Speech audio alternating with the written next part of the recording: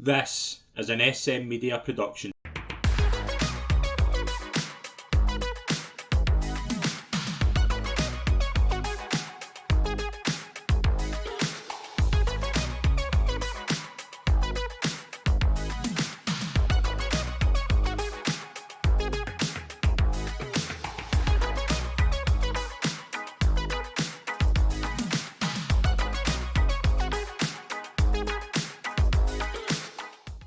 Hi folks, and welcome to the final episode of the Celtic Report for season 2023-2024, your exclusive SM Media Celtic podcast. I'm Scott McPike. It's an absolute pleasure to be your host as always. We have assembled an all-star panel for the final episode. It's that kind of end of season kind of banquet where we just get the best on and we just dissect the season, and we've picked a great panel here to talk about rather a brilliant double for Celtic. Let's just get into it. We'll start with one of the best analysts in the game. Always a pleasure to talk to him. It's Stewart Ross. Thanks very much for that introduction again. That turned out all right in the end, basically, didn't it? I've got a few ups and downs, so I'm sure we'll touch on those ups and downs. But yeah, ultimately, job done. Absolutely. And it is always a pleasure to talk to one of the best writers in the game, one of the best in press conferences. It's Josh McCafferty. Aye, good to be on, Scott. Thank you for having us. Obviously, a season that had certain up pits and peaks and troughs, you name it, it was there. I think it had a bit of everything. Emotionally straining for a lot of supporters as well, but at the end of the day, like Stuart was saying, get the job done in the end. Yeah, absolutely. And it's always a pleasure. I really always enjoy having him on the show. It's a pleasure to welcome Martin Crawford. Cheers for having me on, Scott. As the lads are saying, it's there's been a lot to talk about as the season been on, good and bad, but thankfully we ended it on a positive note. Absolutely, yeah. And I thought we'd kind of analyse the season as a whole because Stuart, as you rightly said, it's not been all plain sailing. I think it ended very, very well from a Celtic point of view, but in terms of the season, it's been fairly kind of up and down, but it ended the way it usually does, is that Celtic just have the better of the clubs around them and have that winning mentality. And I think over the course of the kind of later end of the season, like we'll get into the kind of what's and whys, but I just thought Celtic's resilience to win titles and win big games just came to the fore again. Yeah, that's pretty fair. Yeah, obviously, like I said, certain things kind of falling in favour in terms of getting guys back. Carter Vickers, Hatai, McGregor, getting over injury towards them, but getting over that as well. Other bits and pieces, say Joe Hart, for somebody who I probably wrote off at the start of last summer and didn't really think was, still issues in the Champions League, obviously, but he was massive for the second 6 months.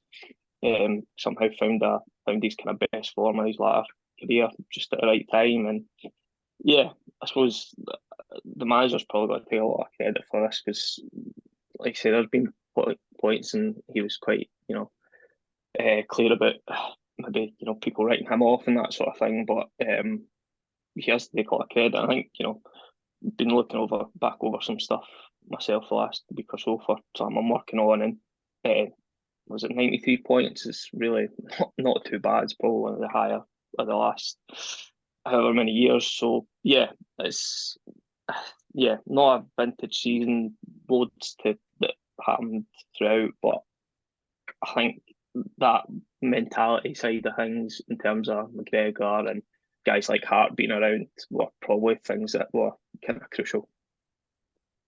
Josh, I remember a wee while ago having kind of conversations with Celtic fans, and they were saying the kind of same thing. They were like, Celtic have the edge just always because they have that so many kind of trophies in the bag. They have that kind of winners mentality. And I think of kind of many different turning points in the season where you just felt where Celtic were just motoring. And I go back to kind of places like kind of Kilmarnock in the kind of last game where the kind of title was won. Celtic had struggled at Kilmarnock all season, but you saw that game where they sealed the title, they were just ruthless, and that had kind of been missing in stages. But you saw when it mattered, Celtic just again, when they're asked to go and win a game, to go and just put their foot in their throat, they do it. Yeah, 100%. They have that mentality, like everyone's saying, it's kind of built within the club.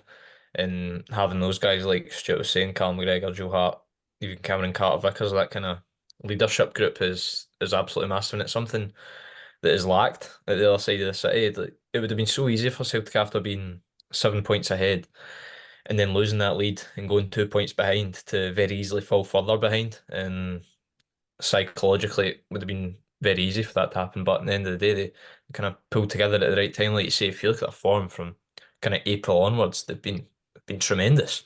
Like obviously the draw at Ibrox, which arguably could have easily been a win, get through Aberdeen in the semi-final, and then I think it's 5 wins out of 5 whole split, which is incredible. And it shows that they've really turned it on when it's mattered. And obviously, like we're saying, returns from injury have been massive, but I think Adam Idah stepped up massively.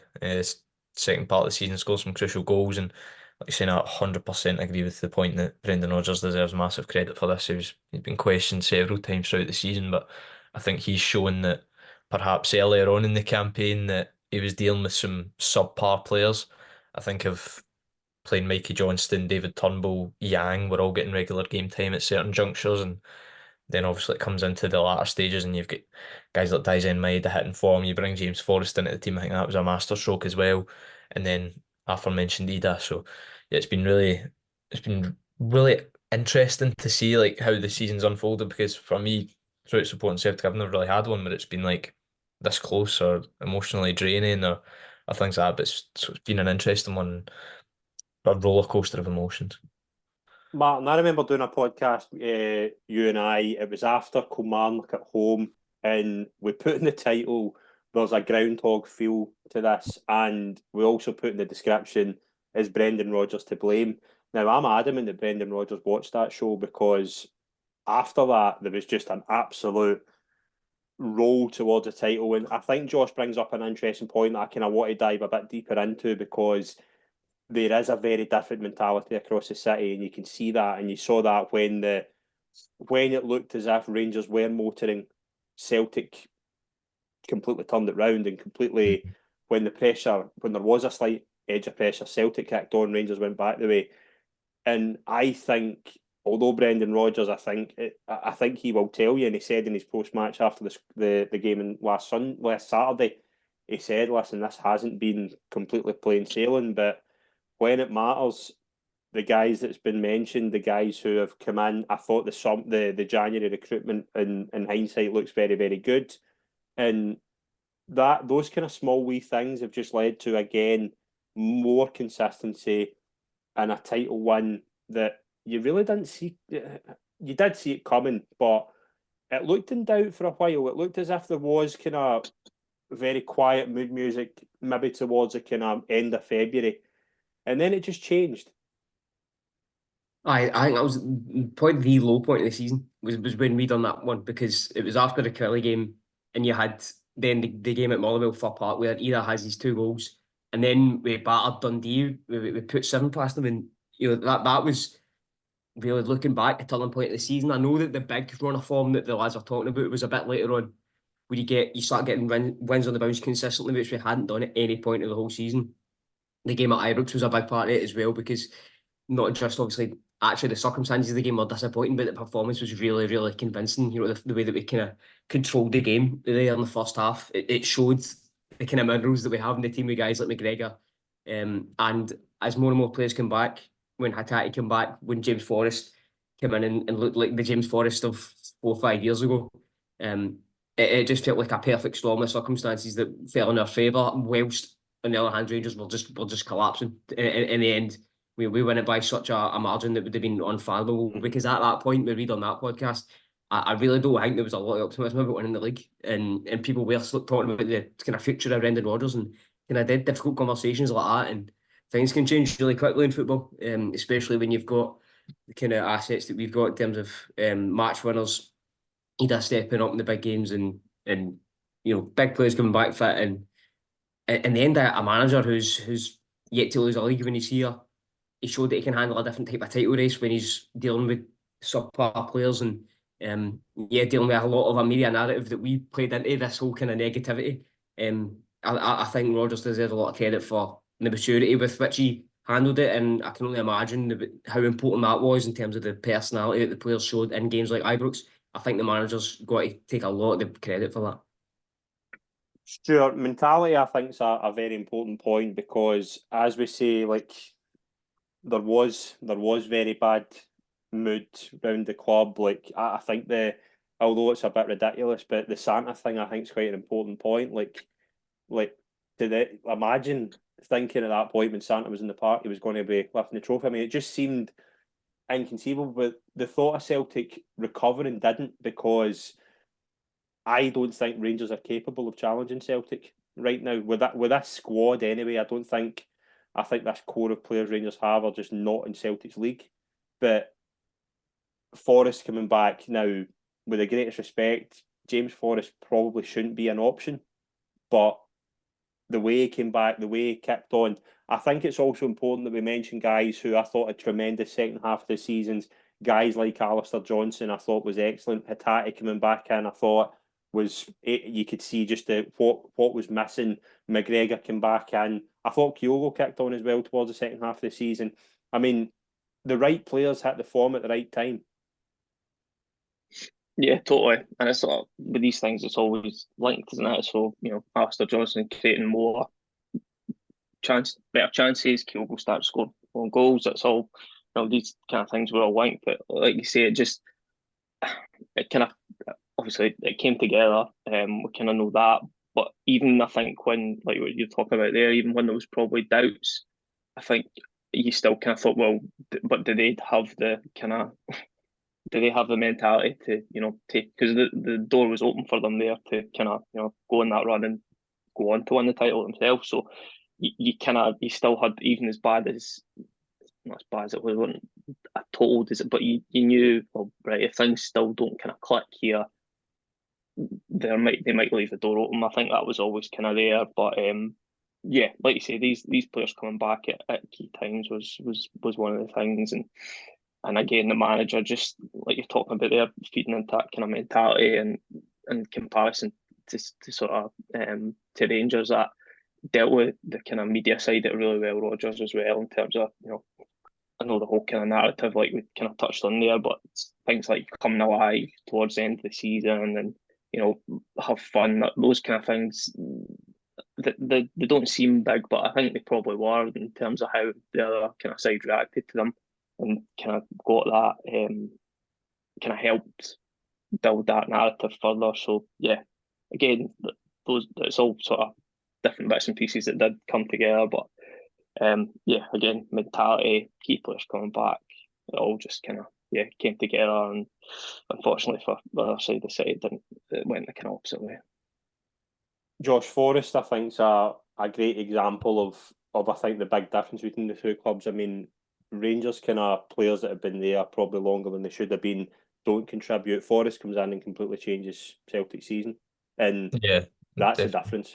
Yeah, 100%. And he's absolutely, in terms of quality, that's the type of player you want to have in reserve. He's not going to play 90 minutes every week, but he's the type of guy that can come in and look at Dundee away, play 60, 70 minutes in that game and score 2 goals that wins you the game. And like you say, over at Ibrox, I can't think of any player who could actually do that for the amount of minutes Forrest has played all season. The contributions that he's had has been vital. Aberdeen in the semi-final of the Scottish Cup, and then obviously Dundee. So he's been massive. For Celtic, I think it was the right call from Rodgers to bring him in. Obviously, kind of preempted that he was maybe going to get a wee run in the team of look in when he said he was the best winger at the club. I think that shocked a lot of people at the time. Well, at least shocked myself when he did say that. But Forrest has certainly proved his manager's words right and what he's done, and now he's in the Scotland provisional squad for the Euros, and he'll probably be heading to Germany, which is great to see from him, and he fully deserves it. Obviously, not played for Scotland since the last Euros, so I think that shows how key he's been to Celtic over these past few weeks. Martin, although kind of Forrest I think has been pivotal, like I still think Celtic's wide players, like particularly Palma, like Kuhn, I think, like they have shown something. They're not completely busted flushes yet. Yang might be a bit different. I think he's maybe one we'll touch on later on in terms of kind of players kind of moving on. But there's depth there. There is quality needing added, but I think with likes of Kuhn and Palmer, I think we are a pre-season. I think they can be pivotal players next season. Yeah, and it's impossible to know, who, because we have such a massive sort of group of players there who aren't quite at that level to be playing every week, and we've got more than those players that you would want. So it's not a bad thing to bring in players that you need to kind of develop a bit. But if that's making up the majority of your squad, then that's where you start to have problems. That this season taught us that, and wingers is probably the biggest example of that. I mean, the amount of wingers I couldn't count, to be honest, because that's not including guys like Johnson and Tillio who are out on loan and seem at the picture. So I think. Yang and Kuhn are two guys that I've kind of defended a wee bit in terms of I think they've got the base level of technical ability that could turn into Celtic players. It's about consistency, it's about intensity, mentality. These are two guys who I think can hit that level that you're talking about and grow into first team players. But the biggest key to doing that, and we'll get onto the summer recruitment, but the biggest key to make that happen is bringing in guys who are at that level so that people are, it improves the standard of training. People are sitting up and taking notice on upturning quality in the squad rather than just, we talk about quality over quantity, that kind of conversation, which we have been having all season. And do you know who's been leading that a lot is Brendan Rodgers. I think when you think about how he has that reputation for developing players, and I don't think that's something that he's going to complain about if he is having to work with guys like Yang, because, he's been positive about them at points in the season, and he is very controlled about what he says in the press. Everything's very calculated. The key to actually bringing out the best in these players is improving the overall quality of the squad. It won't just improve the starting 11. It will, I think, improve the kind of development arcs of guys like Yang and Kuhn. Stuart, the Scottish Cup final I thought was interesting because Rangers did show up in midfield, and I thought that was kind of be key. If Rangers were to win the game, it would have been midfield, but they just couldn't. They didn't finish, and Celtic just kept it very controlled first half. Second half, I thought was a bit different, but they show up late in the end and get the winning goal.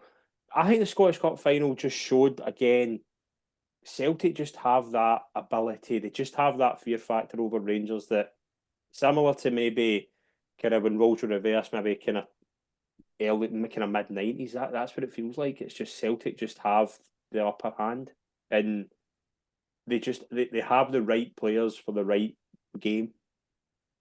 Yeah, it wasn't a classic, was it? No, it was terrible. By any stretch of imagination. No, to be honest, I thought first half,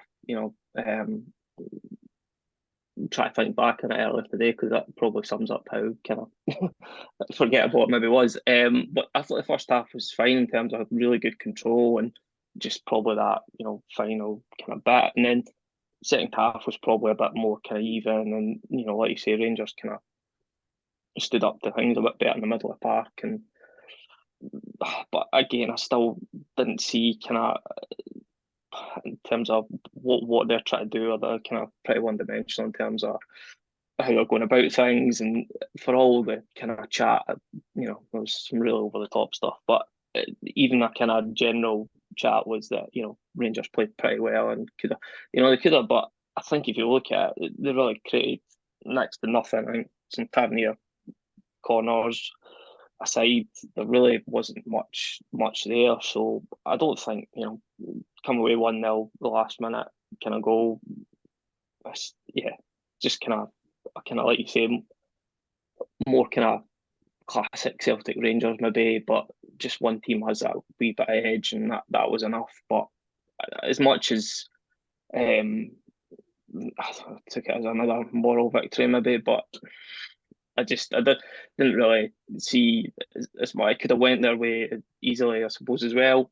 Maybe if they'd taken one of the chances, I know they'd create a lot, but there's still bits and pieces there. As much as the still a foul on Hart, I think, but it could have easily went the other way, and you probably wouldn't have been surprised. So yeah, I just not one that'll be remembered too fondly, but ultimately it was just to get the job. It just almost looked like it was maybe going to be one game too far. It looked really leggy, I thought, as the game went on, but I thought subs there and two guys that we'll probably touch on more, Ida and Bernardo, obviously made the difference. And again, like you're talking about there, comparing the teams, you just didn't feel that Rangers had two players or even one player that would come off the bench who would really kind of would do any damage. I think it was going to come from what they had. So the longer it kind of went, you were still fairly kind of not comfortable or confident, but that there was still a chance. But yeah, like I say, the two guys coming off the bench, two own players that will be talked about pretty much all summer until the decision is made a big contribution, obviously. Josh, is that the last time we see Matt O'Reilly in a Celtic shirt? I don't know, that's a big question, isn't it? Obviously not getting picked for Denmark is quite interesting and surprising for me. And I think the Denmark fans' reaction to that says a lot about how he's been doing for Celtic this season. Listen, 37 goal contributions in 49 games. Teams aren't just going to ignore that, no matter what league you do that, and there's going to be some sizable teams sniffing around you. I think it's inevitable that there's going to be a transfer interest. You look at the reports that have come out already, Atletico Madrid perhaps still have him on their list of potential targets. So it wouldn't surprise me if he left the club, but at the same time, it wouldn't surprise me if he stayed, because I think he does enjoy being at Celtic. He spoke about his love for the club, and he does a lot of things to do with mental health, Matt O'Reilly, and mindfulness. He speaks to a coach in India, and perhaps if he's happy at Celtic, does he change it up? Does he want to go elsewhere? Does he want to look for a new challenge? I don't know, because he'll certainly be the star man.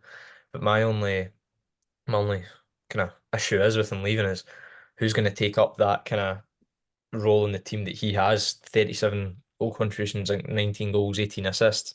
What other player in that squad, depending on recruitment, obviously we'll get onto later, is going to kind of take that role of being such a key contributor throughout the season, because there is times where he has dug Celtic out of holes with some of his goals at McDermott Park away back in December, in Motherwell at the beginning of the season in the 97th minute.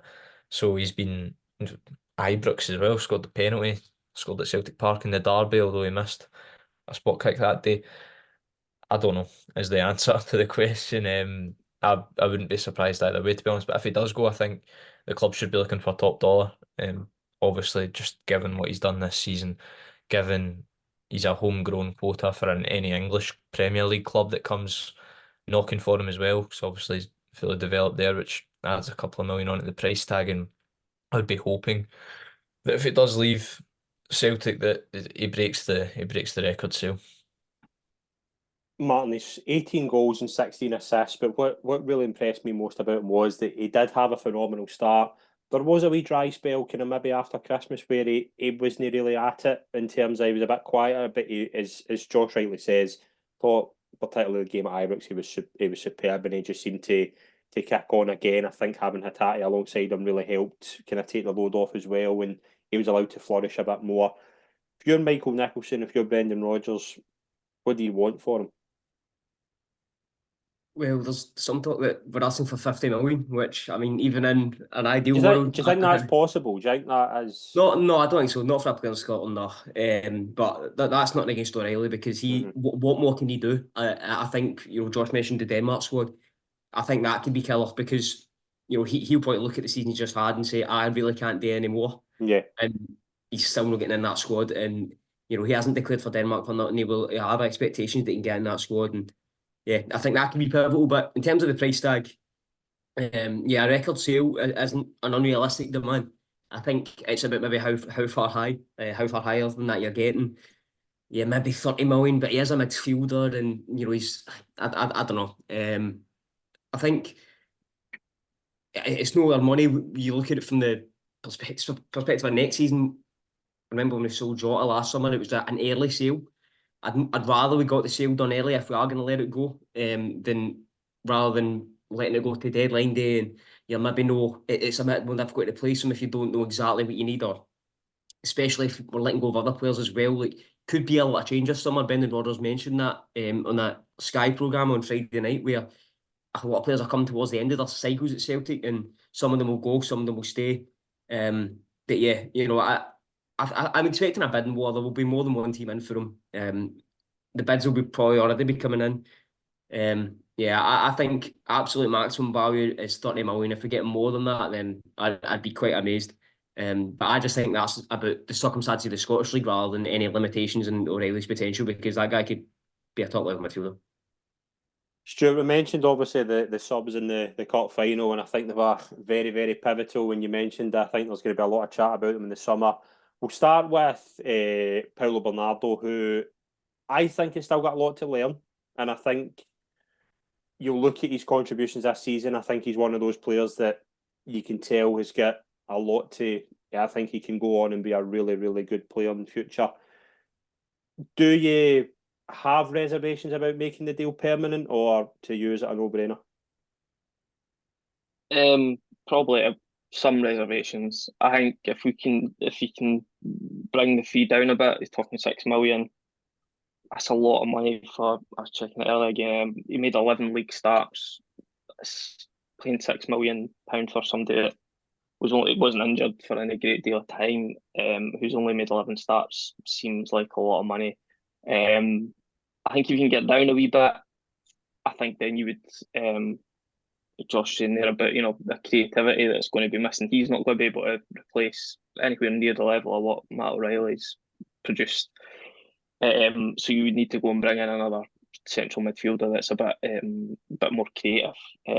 He's absolutely this season. Obviously, he was used a lot in Europe, and he's more athletic kind of profile that you'd kind of be looking for, but probably just not showing enough on the ball. But like you say, that's things that can develop. He's still only 22. This is still technically probably his first full season. I know I think he had like a 6-month loan at on our team in Portugal, but up until then, pretty much B team stuff, second tier Portugal. So yeah, I think if you can get, I think I think I probably maybe said the last time, my reservations about kind of both of them would be as if you do spend the 6 million on Bernardo, you spend 6-7 million on Ida. That's as much as there's plenty of money in the bank. You get 30 million for O'Reilly. Celtic aren't going to spend upwards of 30 million in the summer. So you're talking about shy of half your transfer budget on 2 players that have already been in the squad this season.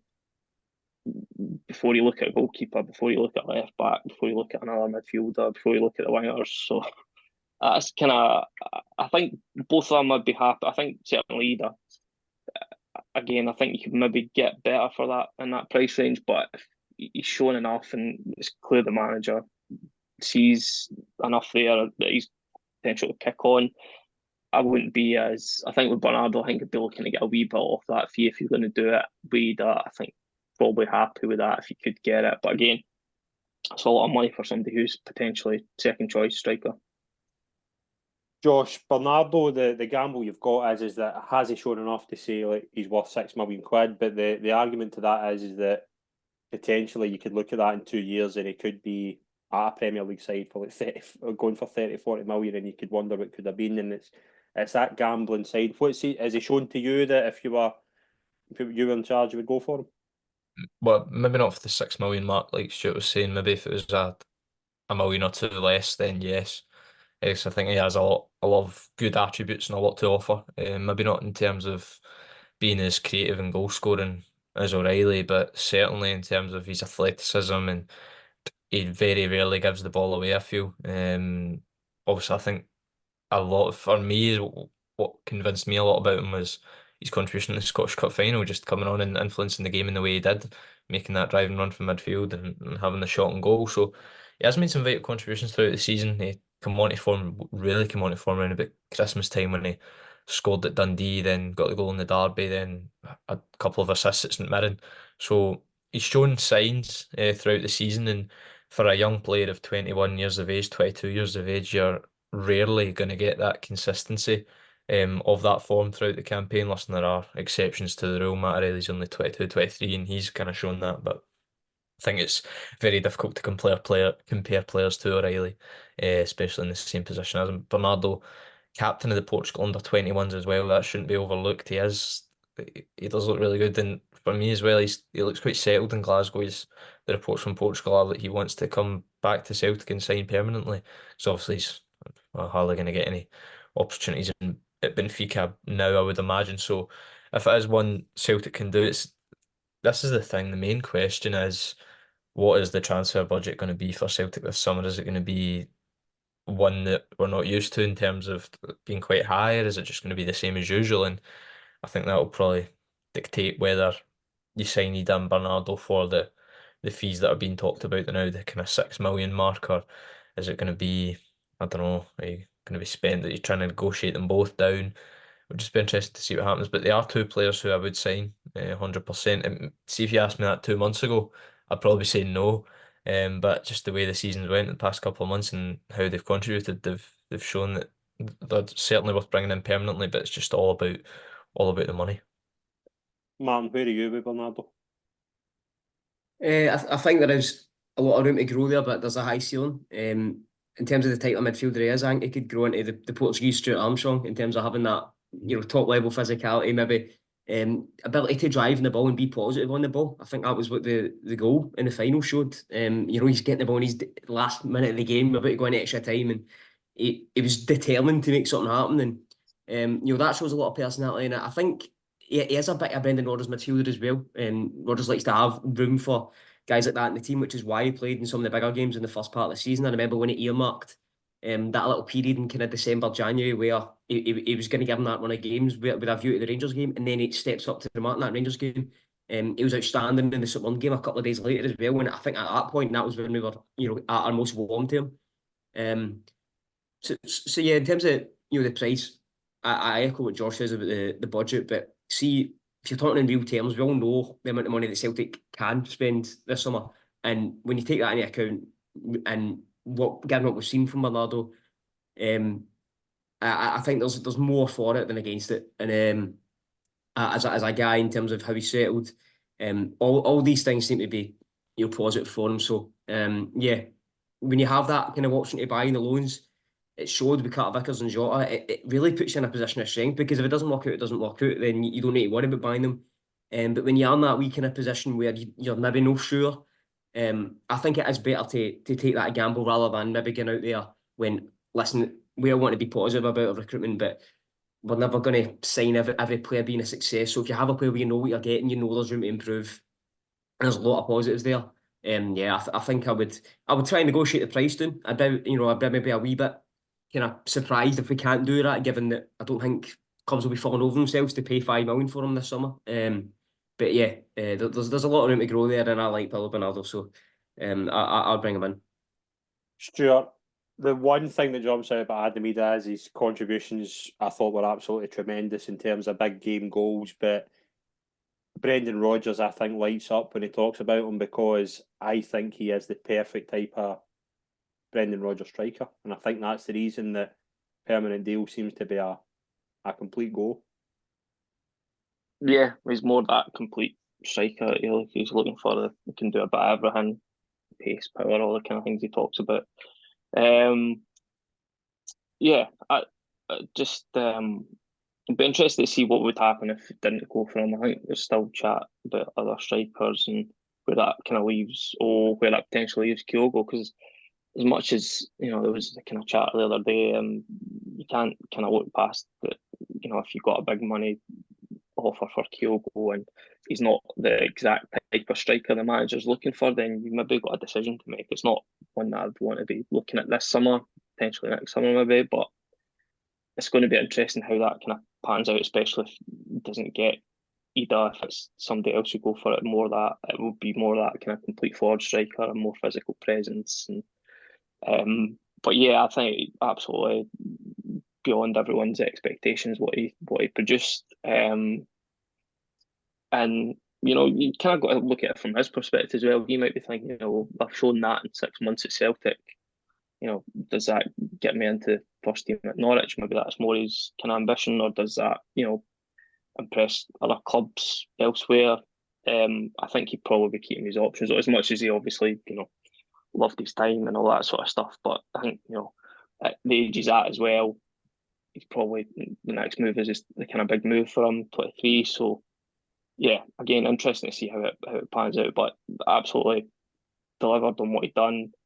But yeah, it's whether how much you kind of you push to get him, whether that obviously the manager wants that, but how much the club look at and go, well, is he going to play every week, or you've got this other striker here who has been for several seasons and has proven as well. So yeah, I think it's going to be an interesting one how it plays out. But yeah, I'd absolutely beyond expectation. And if it is to be that that's just his 6 months, then probably one of the best kind of loan signings in the club's recent history. Yeah, I'd go along with that. I think he's been a tremendous signing. But Josh, has he shown that he can be a Celtic player going forward? Adamida certainly has, yeah. Just look at his goals and his record and the games he's scored, and like you say, I think even before the Scottish Cup final, I think the case for him to be signed permanently was one that was very strong. Um, the goals he scored against Motherwell and the goals he scored at Easter Road against Hibs were absolutely huge in this title race. Then obviously come up with a few more against St Mirren, Kilmarnock and the like. But yeah, he's been a really, really good signing. Perhaps not one that excited the fans as much as what others might have, but he's certainly come in. He's gone about his business very well, and the manager likes him. The manager says he'd love to sign him, so I think that says to me what Brendan Rodgers wants to happen this summer with him. But whether that happens is just a totally different equation now, because like you say, he has got a big decision to make. Does he stay and fight for a place at Norwich under a new manager? Does he come back to Celtic? He knows what he'll be getting if he comes back to Celtic. He knows he'll be getting loved by the fans, and he's proven in the league already, so he knows he'll score goals and he'll get that opportunity in the Champions League as well, which I don't know if there will be many other Champions League clubs that are looking to sign him. So it'll be interesting to see what happens. But I would 100% sign him up. It's just, I think it'll be tough because Norwich don't seem too keen to sell him right now. Obviously, the new manager will want to get a look at him in pre-season and things like that. So whatever happens, I think it'll be one that rumbles on over the summer. Whereas with the Bernardo situation, I feel like it's one where if you can get the fee now negotiated in the next few days, next few weeks, then I think it's one that could happen at the drop of a hat. Whereas he does probably going to rumble on for a longer period of time, I would imagine. Martin, the thing with Ida is obviously the fee is quite high for a Norwich loanee. It is. But to me, because how kind of much he fits into the Brendan type of striker, the potential there, the fact he scored goals in massive games, to me it looks the no-brainer of the two. Yeah, well, I mean, we're talking about how kind of warm Rodgers is on him. I think Rodgers might resign in the spot if we don't bring him in, given the stuff that he's been saying about him. Like, honestly, the guy's in love with him, and it was obviously him that originally kind of orchestrated the signing of him in January. He pushed for it. I think he was the one speaking to his agent about him. So, Brendan Rodgers, and the thing is, see, right now we're speaking, we don't actually have a head of recruitment, right? So Rodgers is, probably one of, if not the de facto head of recruitment now, because he does demand a lot of control over transfers. I think that either, and whether or not this is what I would do is maybe a different question, but I think we'll probably sign either for like more than 6-7 million if we need to. I think that's how much Rodgers wants him in. Because he's, I think, really determined this summer to get the squad in his image as much as he can, and that might mean some players going. And in terms of the players coming in, it always has a really, really clear idea. And yeah, either is and Rodgers is clearly a match made in heaven. He came in with basically no kind of fanfare at all. But Rodgers gave him that platform to get confidence, score massive goals, be a defining loan signing. If he doesn't come back, he'll be remembered extremely fondly for the part that he played in this season. But I think if you ask Brendan Rodgers now, I really do think that getting Ida is a huge part for him this summer. For me, it wouldn't be at the very top of my priorities. But as I say, right now, when we don't have a head of recruitment, clearly, I think maybe someone focus is just to get the squad in the image of the manager, try and maximise the potential, because we've only got 3 years of this Rodgers contract. I don't think he'll stay longer than that. In that year too, with the guaranteed Champions League, when we won't have that the season after. I think Rodgers has Ida as a really high priority, and that might lead to us paying a slightly inflated fee for him. In terms of Ida as well, I think he wants to come here. I think the kind of backing that it feels from Rodgers is dead significant in that as well. So yeah, I think they'll be brought back together this summer. We know one position that is going to be replaced in the summer is obviously the goalkeeping position. And sure, I want to just kind of ask you all just about kind of the contribution of Hart in these 3 years. But we've saw some of the names linked, like the Castiles, the guy at Man United, whose name I can never pronounce. We saw today the kind of potential Munich loanee. There's certainly seems to be a profile regarding a certain sort of height that Celtic are looking at in terms of their goalkeeper.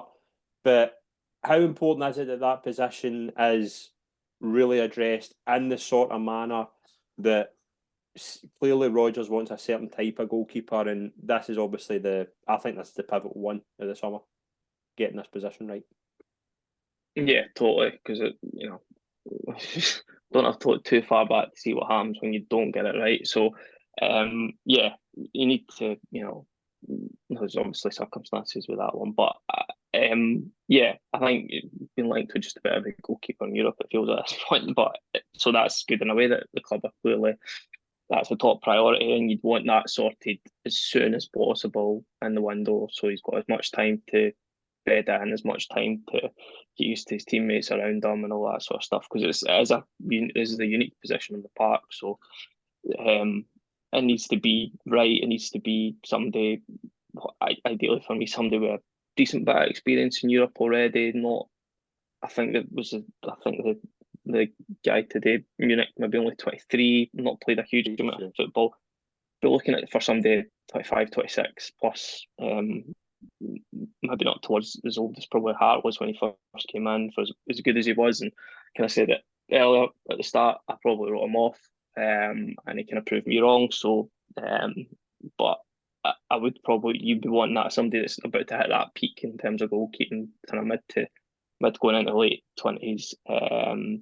Obviously decent with the ball at their feet, but and good shot stop and all the sort of usual stuff. So, but yeah, I think priority in terms of not just getting the right profile, but getting it in early, not kind of waiting and seeing what.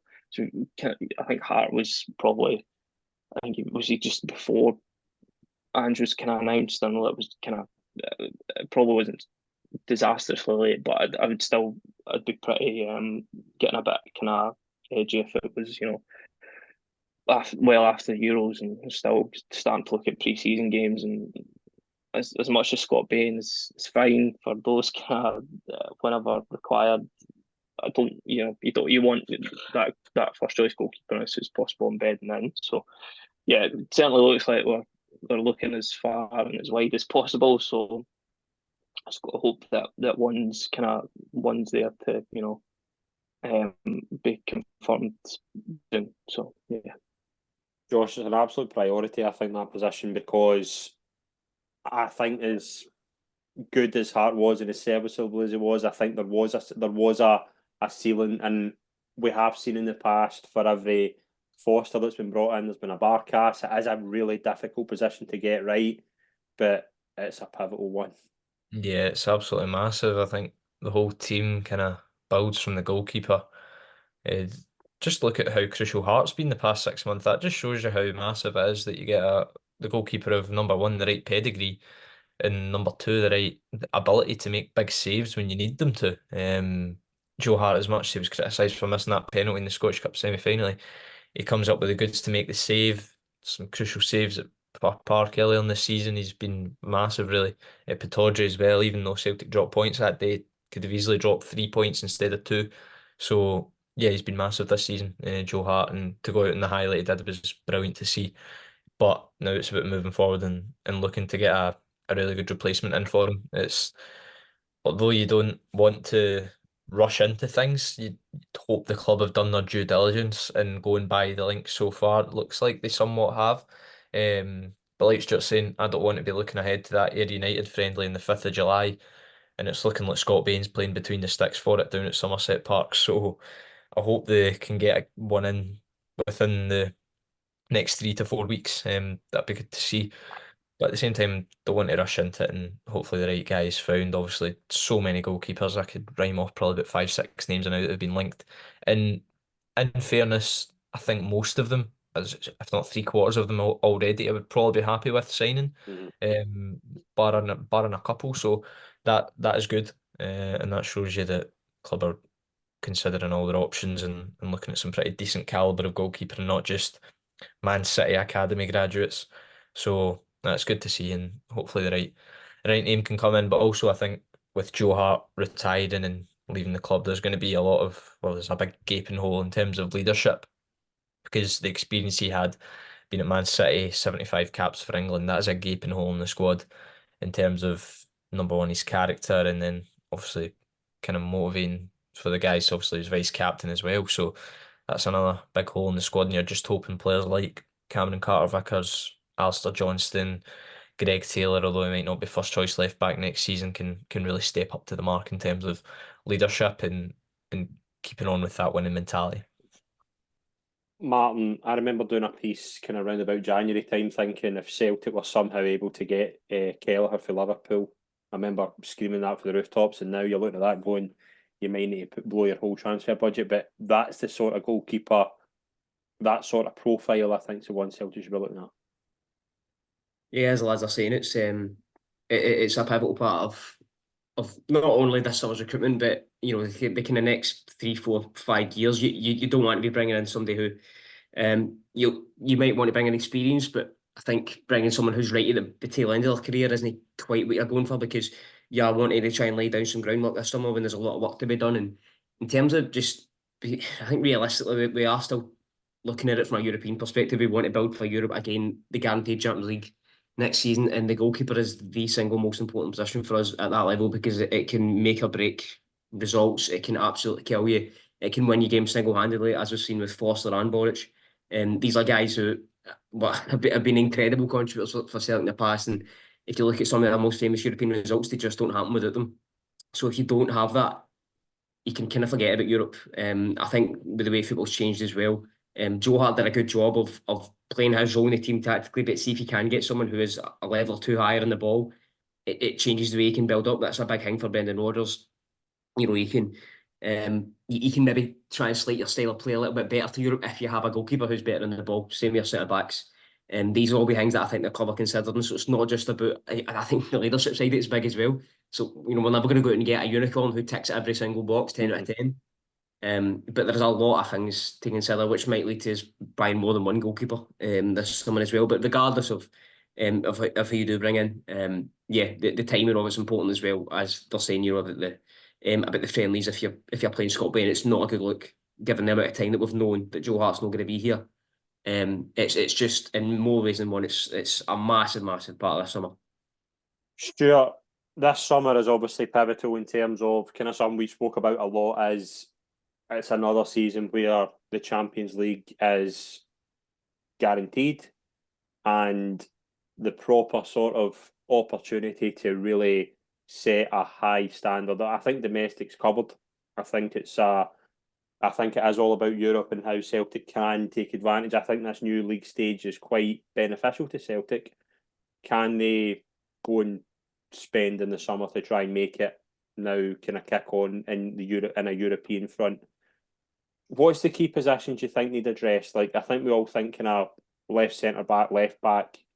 What do you think the kind of right profile is to go for in the summer? Like, where's the kind of big areas that need addressed? Those positions, let's say midfield, another, whether you bring Bernardo in or not, like I said before, you're going to need somebody a bit more creative in there, almost more kind of 10, but can still play in that kind of 8. Wingers, again, I think Palma and Kuhn can both contribute. I think sure enough, but does that scale up to Champions League? Could you go and spend, if this is a summer where you say, look, we've got this amount in the bank, potentially going to get X amount from Matt O'Reilly. This is potentially one of the guaranteed. Might have to be qualifiers from here on out, given the way coefficients going. Is this a season where you go, we can go and buy 3, 4, 6, 7 million players and really try and make a go at it? That's ideally what you're looking for. Kind of what we thought we were going to get last summer and didn't really transpire. So I think when you look at over 20 million spent on 10 players last season, not against spending money, it's just how you spend it, and it's more that slightly less number, but slightly higher transfer fee, slightly higher wages, and the profile will be like guys were talking about. We still don't really know what's going on with the kind of recruitment structure and how that looks. Kind of looks like Rodgers is going to get just a bit of a run at it, a bit of a exactly who he wants, which fine. I think you can have a conversation about how beneficial or otherwise that is longer term for the club. But I think for now, in terms of credit in the bank he's got for the season back, I think, and obviously fantastic contacts in the game and all that sort of stuff, and he'll be looking for that, the pace and power. I think we knew that anyway, regardless of whether it was Rodgers that come in last summer that was lacking, and it's still there, especially that midfield area. So I think even with even if you looked at right now, it'd be, McGregor, Bernardo potentially if he does sign, and Hatate. That's not exactly the most kind of athletic, physical kind of midfield, for going away from home in Champions League sort of thing. So I think you'd be looking for somebody a bit more. You're not going to get an O'Reilly again, but kind of taller, but creative as well. Centre forward, obviously, it was talked about potentially need a dress. So yeah, you're probably looking at 6, maybe 7 players. But just as important is going to be shifting some of these guys out from last summer, from other, let's say, kind of working on a kind of recruitment thing. And I've got 38 players at the club at the moment on the list. I mean, that includes obviously a lot of guys on loan, just a couple of B team players as well, but guys that have got potential or have played at least some first team minutes. You're shy of 40 players, which is just a bit mad. So just as important that you get as many of them can out, and he talked about that as well, having a more streamlined squad. So yeah, that's what you're looking for. A bit tighter squad and a bit more quality in those kind of areas that we kind of talked about would be kind of what I'd be looking for. Josh, I think Stuart brings up an interesting point there as well, was that the squad is remarkable in terms of the amount of, I think there is, like, there's more than 10 or 2 for most positions, but it is important how you kind of balance that out. Like, for example, I think there's a few players that do need to be moved on, but you can't just bring in light for light. You've got to bring in a better level of quality, and I think that's going to be pivotal in the summer. Like, there's a lot of money, I think, there. I think this is now the time to go and do it right and just set yourself up in terms of domestically. But Europe's there. Go for it. Yeah, exactly. It's the same debate you have every summer, really, isn't it? Where it's this seems like the time, this seems like the time. And the question is this going to be the year that you buy quality, real quality in abundance, or whether it's going to be more project signings, per se? Is it going to be quantity, not quality? I don't know. I'm certainly hoping that they do go out and not you don't I hate using the term spend big and break the bank and things like that, but if you bring in 4 or 5 guys who you know are going to be first team contributors, who you know can cope with the level of expectation domestically and who can also help you play well on the continent and in Europe, that's what you want. Not guys like Marco Tilio, Kwon, Yang, who you know are not Champions League level. And that was shown with the amount of minutes they probably got through even the season in general. So as I say, it's a bit of a crossroads summer in terms of getting these guys moved on. Like, there's just so much deadwood within the squad that just needs cleared, whether it be getting rid of guys permanently or sending people out on loan to get them that experience that can eventually mould them into players who are able to contribute. Um, I think of people like Odin Holm and Yang, who I still think have that potential, that just need consistent minutes under their belt, and at Celtic they're just simply not going to get that right now.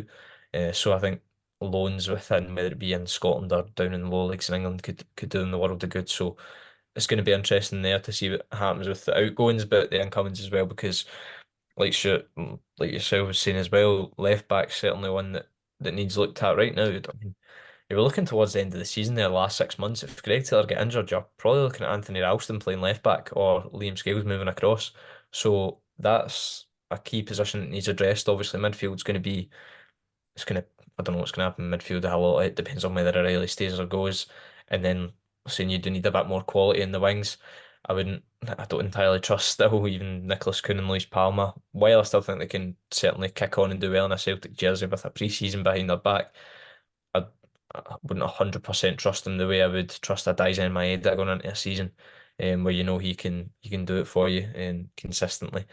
Maybe not in terms of goals and assists, but in performances and being effective and things like that. So the wings as well and striker, whether he does signed or not, or well, if he's not signed, you need a number 9, but if he is, then that's that taken care of, and then goalkeeper, like we were speaking of. So it's a big summer. There's going to be a lot of business done, and I'm looking forward to seeing what the club can produce. Because last summer, I would say, is a bit underwhelming with the manager when he came in. Obviously, said in initial press conferences that, well, obviously I've been made guarantees here, and that's why I've come back to the club. And I think a lot of fans in the summer ended thought, "Oh, guarantees haven't been met. Look at the signings that have been made. While a decent chunk of money's been spent, quality hasn't quite been there." So with Mark Law and the like now out the door, perhaps hopefully now that the recruitment side of things can really kick on and you can really get a real good quality player in the door. Yeah, and Martin's kind of final point before we wrap up. It is important, obviously, like and what Josh mentions here, that we've kind of seen this movie before with Rodgers. Like when recruitment doesn't go well, he does make it vocal that he's not one to mince his words, and this is an important summer for Rodgers as well to keep him happy to go and kick on because, as you say, this is the last summer of potentially that guaranteed European revenue. Go and use it. That's what I keep saying. Like it's unbelievable money that's going about. I mean, it's really hard to attract the level of player that I think Celtic fans want in terms of that higher quality because you are dealing with a lot of other clubs who have a lot more money and have a lot more kind of Premier League kind of backing and things like that. But you have to try and see what you can get because the opportunity's there. I think this summer more than ever. Yeah, absolutely. We have spoken about it before though, and I mean this summer we've just got so much more plate. And you've kind of get three areas. I mean, there are parts of the squad that, regardless of what happens, we need to improve. There are players that we're expecting to move on, like in terms of first team players, and you've got the deadwood. It's a lot to manage for a club that don't actually have any recruitment structure. So I can't say I'm massively optimistic about it. Especially when you look at things for Europe, because obviously we don't fully kind of optimise the kind of potential. We don't fully reach a potential because of the way that we've been run over the last kind of 5 years in terms of, it's part of the reason why managers move on so soon, like in terms of Rodgers the first time and Dan, just because they maybe feel like they've taken it as far as they can and there would need to be fundamental change at the club for us to hit that next level. So every summer you're wanting that, but with every summer that goes by that we don't do that, I've become less optimistic that it will happen. So you just need to work with what you got. You need to hope that if we do go for big money signings, that we can actually get them in, because I think we did go for some last summer, guys like Raider and Livakovic. It's just that you're competing against other clubs that have probably got more money and better circumstances. That it's a bit of a coup if you can get these players in, and then you end up working your way down a list to like option 4 or 5, and that's when these project players start to dial out the squad. So there is a lot on my plate. Just because you're maybe no spending 8-9 million in a player doesn't mean that they can't come in and be transformational. We've seen a lot of examples of kind of amazing value signings for much lower price brackets like O'Reilly and Hatate, who have come in and up-leveled the squad right away. So see if you're doing your stuff right in terms of identifying players, then you don't need to break the bank. But when that money's there, it just strengthens the case that we haven't been maximising our potential. And no one will feel that way more than Brendan Rodgers. You're right. He is demanding. I think, again, I said about being calculated, what he says in the press. Sometimes I'm interested to know what he does actually say. I think it's clear that when he came in, it was the number one reason why. And in that first season, he's ended up having to kind of juggle plates in terms of, he's got so many players that aren't what he's talking about, and the squad's at a weaker level than it was under Ange. So, it's dead interesting. A lot of difficult conversations to be had if we can't make the most of this summer. And the interesting thing is that the manager will be leading them, because we'll be going into a season where we've got Champions League new format, 8 games, and if the squad doesn't prepare for that, then it'll be embarrassing for the club. It'll be embarrassing for Brendan Rodgers. It won't look good in his CV. There's so much baggage with it. But I just think that the support have a bit of responsibility to do it as well. Just as the last point, because this season's been a positive season. Should we be happy with the season? Yes, but should we as the fans be the ones leading that kind of demand to hit the next level? I think also yes. We've seen this movie before where we've been promised stuff. We should be leading the kind of push to deliver that. And it's good to have a manager who, like Brendan Rodgers, who has a high profile, who will also be demanding that, because the club can't hide. People know how much money we've got in the bank. People have seen the mistakes that have been in the past. Hopefully this is that summer. But as I say, because of what's happened in the past, I'm not too optimistic that it will be. It is going to be a very, very interesting summer, and we're going to be all over it in terms of kind of any news that comes your way. We'll be the first to kind of cover it as well. And that is kind of done us for this first season. I want to thank my 3 guests for this episode and their help this season to kind of get the show off the ground. First of all, with Stewart Ross, thank you very much, mate. It's been a pleasure. Yep, thanks for me on. Brilliant. Josh McCafferty as well, thank you, mate. I enjoyed that. Thank you, Scott. and to Martin Crawford, thank you very much. Yeah, I've enjoyed it, mate. Thanks a lot. Thank you very much, folks. Everyone that's tuned in, subscribe to our YouTube and podcast channels, and follow our social media throughout the summer for more Celtic news. Thank you very much. We'll see you all soon. Cheers.